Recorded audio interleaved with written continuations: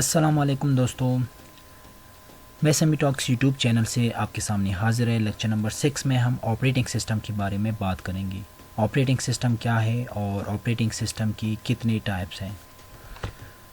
Operating system की definition की अगर हम बात करें, ऑपरेटिंग सिस्टम एक सिस्टम सॉफ्टवेयर है या फिर सिस्टम प्रोग्राम है।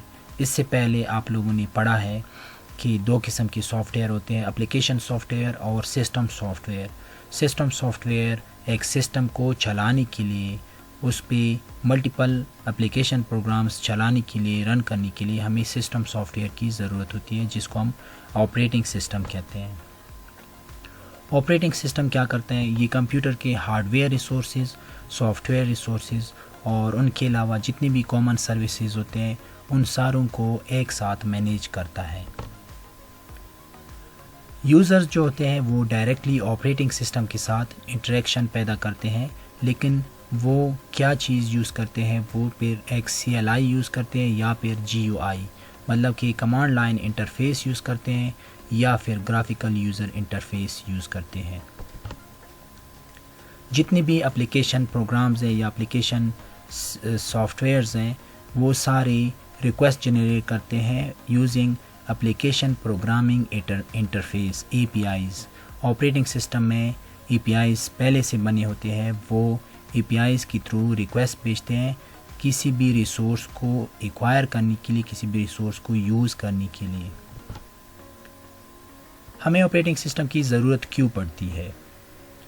अगर हमें कोई एप्लीकेशन बनाना है और उसके लिए हमें यूज़र इंटरफेस की ज़रूरत होती है, तो उस टाइम अगर हम हर एप्लीकेशन के लिए अलग अलग से यूज़र इंटरफेस बनाएं तो उसके लिए ज़्यादा कोडिंग की ज़रूरत होती है, क्योंकि उस एप्लीकेशन में हमें स्पेसिफ़िक फंक्शनैलिटी, स्पेसिफ़िक फ़ीचर्स चाहिए होते हैं, जैसे कि डिस्क स्टोरेज और नेटवर्क मैनेजमेंट। तो ये ज़्यादा कॉस्टली पड़ेगा in terms of software development. इस वजह से हमें ऑपरेटिंग सिस्टम की ज़रूरत पड़ती है। ऑपरेटिंग सिस्टम डायरेक्टली हार्डवेयर के साथ भी इंटरेक्शन करता है without knowing the applications, knowing the hardware. जितनी भी एप्लीकेशंस है वो हार्डवेयर को जाने बगैर वो हार्डवेयर के साथ इंटरेक्शन को पैदा कर देते हैं। द रीज़न इज़ कि ऑपरेटिंग सिस्टम में कुछ बिल्ट इन लाइब्रेरीज़ होती है, वो लाइब्रेरीज़ डिफरेंट हार्डवेयर्स के ड्राइवर्स को इंस्टॉल करते हैं और वो रन टाइम पे वो ड्राइवर्स कंप्यूटर के अंदर ऑपरेटिंग सिस्टम के थ्रू इंस्टॉल होते हैं या फिर मोबाइल के अंदर वो इंस्टॉल होते हैं।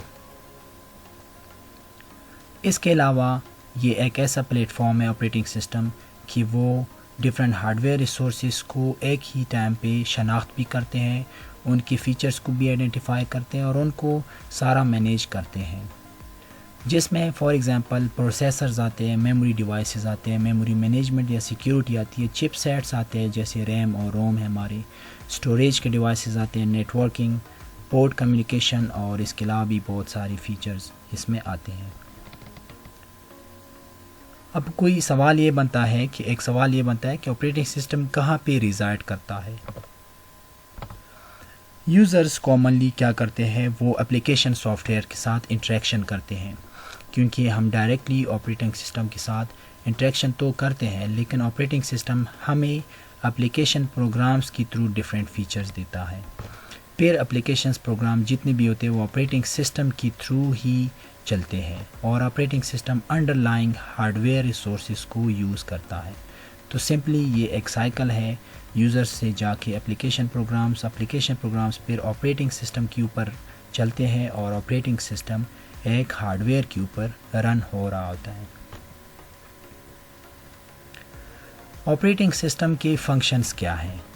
अगर हम बात करें कि ऑपरेटिंग सिस्टम की दो फंक्शंस हैं, एप्लीकेशन मैनेजमेंट और डिवाइस मैनेजमेंट।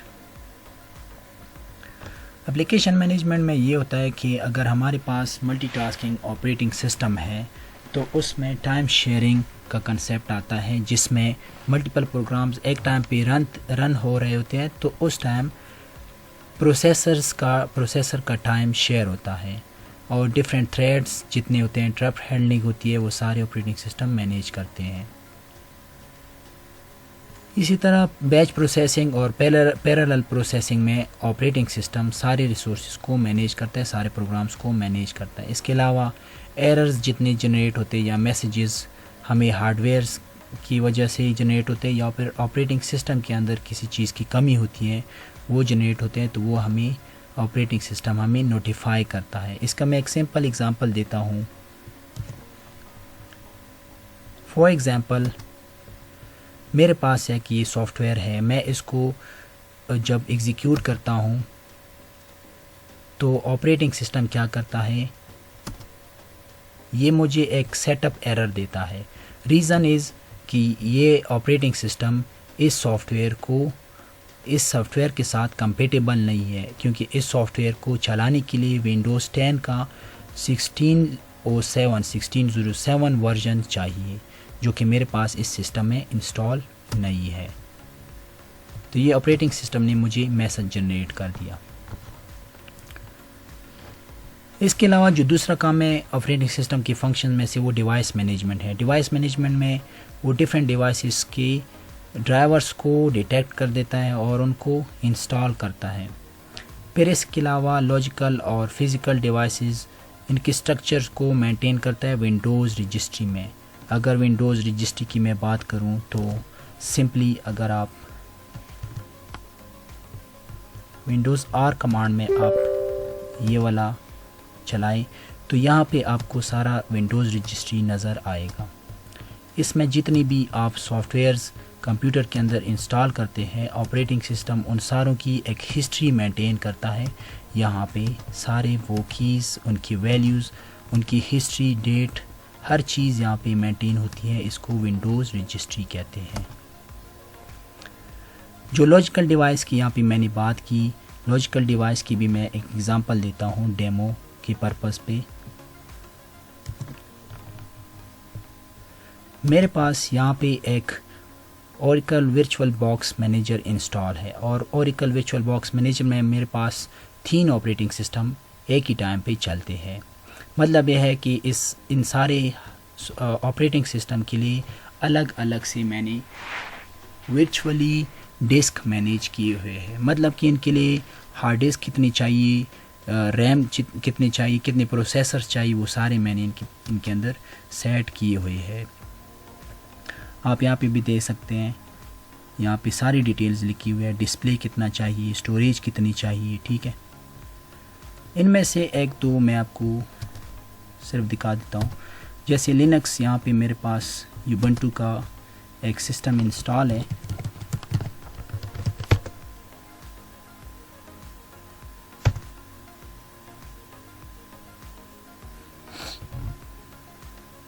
तो इसको हम कहते हैं कि ये गेस्ट ऑपरेटिंग सिस्टम है। एक हमारे पास होस्ट ऑपरेटिंग सिस्टम है, जो कि मेरे पास मेन विंडोज़ जो है वो होस्ट ऑपरेटिंग सिस्टम है, और जो ये बाकी वर्चुअल बॉक्स के ऊपर मैंने इंस्टॉल किया ये गेस्ट ऑपरेटिंग सिस्टम है। जिस तरह ये है, इसके बाद ये मेटास्प्लॉइटेबल है जो कि हम पेन टेस्टिंग के लिए इस्तेमाल करते हैं, ये भी एक ऑपरेटिंग सिस्टम है।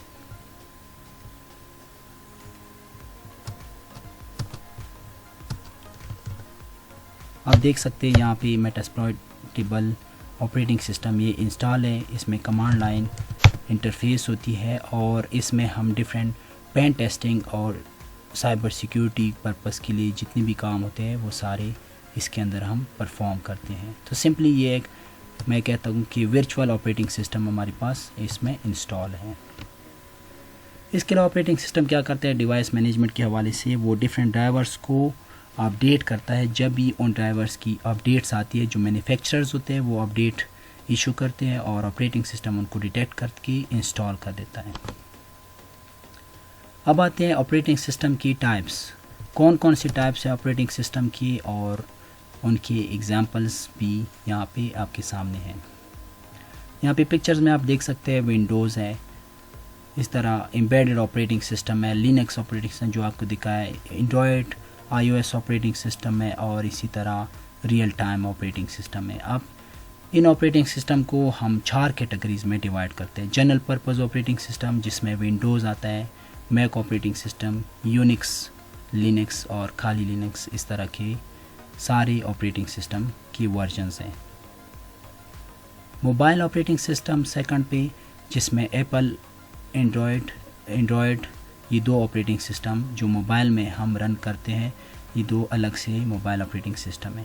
एम्बेडेड ऑपरेटिंग सिस्टम जिसकी सिंपल एग्जांपल एम्बेडेड लिनक्स है। इसके अलावा एटीएम मशीन्स में जितने ऑपरेटिंग सिस्टम जिस पे एक ही काम करते हैं, जिसमें सिर्फ ट्रांजैक्शंस करते हैं या फिर बैलेंस चेक करते हैं एटीएम में फॉर एग्जांपल, इसमें कोई और काम हम नहीं करते, वो एम्बेडेड ऑपरेटिंग सिस्टम। जो पॉइंट ऑफ सेल पे जितनी भी ऑपरेटिंग सिस्टम होते हैं वो सिर्फ एक ख़ास पर्पज़ के लिए इस्तेमाल होते हैं। इस तरह IoT इंटरनेट ऑफ थिंग्स जितनी भी डिवाइसेस होते हैं जो वायरलेसली कनेक्ट होते हैं, उन पे स्पेशलाइज्ड ऑपरेटिंग सिस्टम इंस्टॉल होते हैं जिनको हम एम्बेडेड ऑपरेटिंग सिस्टम कहते हैं।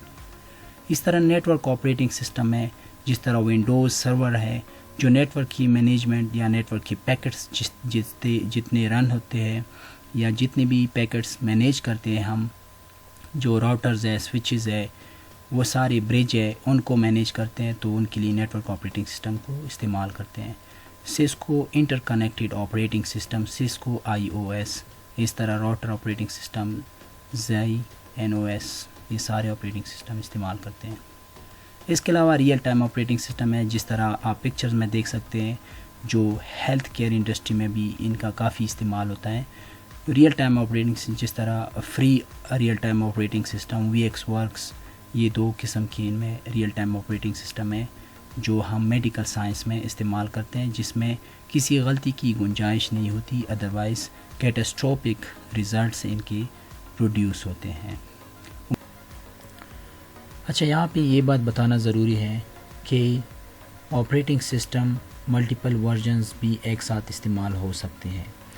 मिसाल के तौर पर हम नेटवर्क ऑपरेटिंग सिस्टम में जनरल पर्पज़ ऑपरेटिंग सिस्टम की फ़ीचर्स भी इस्तेमाल कर सकते हैं, या जनरल पर्पज़ ऑपरेटिंग सिस्टम में हम नेटवर्क ऑपरेटिंग सिस्टम की फ़ीचर्स भी इस्तेमाल कर सकते हैं। इसी तरह दूसरी तरफ हम रियल टाइम ऑपरेटिंग सिस्टम में एम्बेडेड ऑपरेटिंग सिस्टम की फ़ीचर्स भी इस्तेमाल कर सकते हैं, या फिर एम्बेडेड ऑपरेटिंग सिस्टम में रियल टाइम ऑपरेटिंग सिस्टम की फ़ीचर्स भी इस्तेमाल कर सकते हैं। ये डिपेंड करता है कि किस इन्वायरमेंट में हम ऑपरेटिंग सिस्टम को इस्तेमाल करते हैं।